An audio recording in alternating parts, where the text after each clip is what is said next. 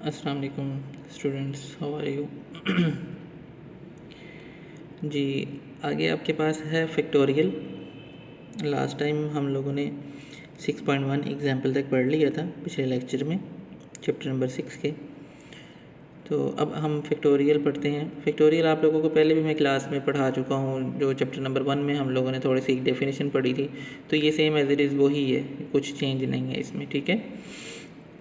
तो क्या लिखा हुआ है, if n is integer the product of first n positive integer denoted by n factorial is called factorial of n।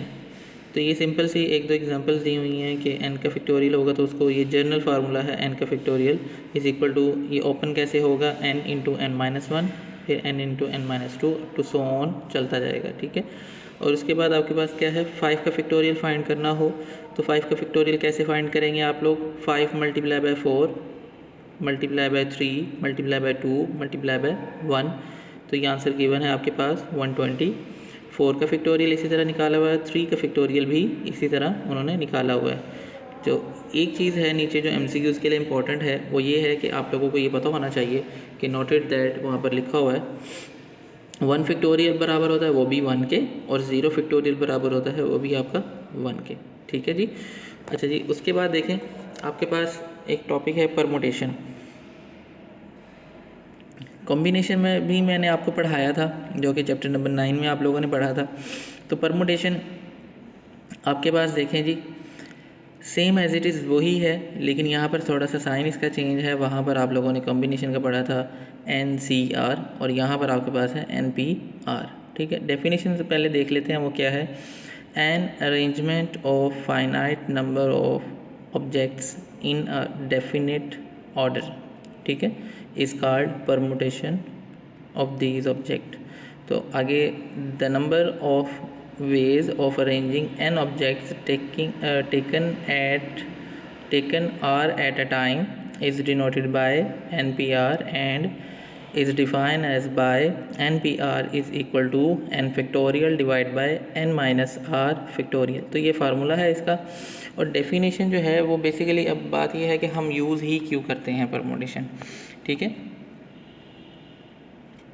इसका मतलब कि ये है कि हम सेट ऑफ डाटा को के कितने वेज़ के अंदर अरेंज कर सकते हैं। तो ये हम ना तब यूज़ करते हैं, ठीक है। लिस्ट ऑफ डाटा जब आपके पास हो हम तब इसको मतलब यूज़ कर सकते हैं, ठीक है। मतलब ये बेसिकली यूज़ होता है पॉसिबल अरेंजमेंट को मालूम करने के लिए कि कितनी अरेंजमेंट्स उसकी बन सकती हैं, ठीक है।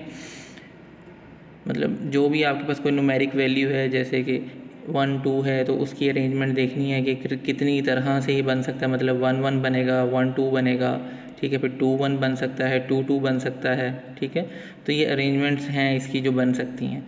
तो ये जो फार्मूला है ये उस अरेंजमेंट को मालूम करता है कि कितनी बन सकती हैं। ये बना कर नहीं देगा कि कितनी कितनी होंगी और कौन कौन सी होंगी।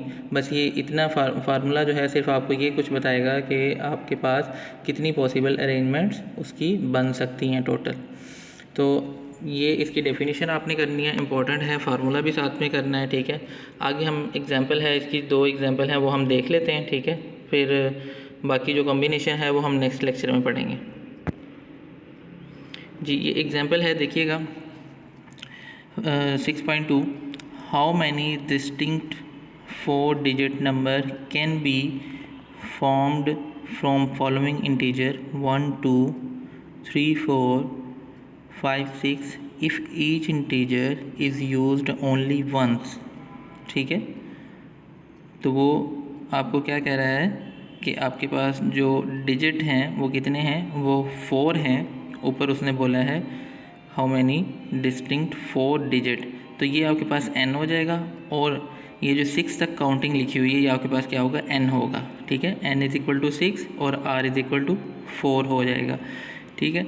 अब उसके बाद क्या है कि आपके पास इसका फार्मूला में सिर्फ इसको पुट करना है, ठीक है। 6p4, ठीक है, 6p4 को आपने लिखा।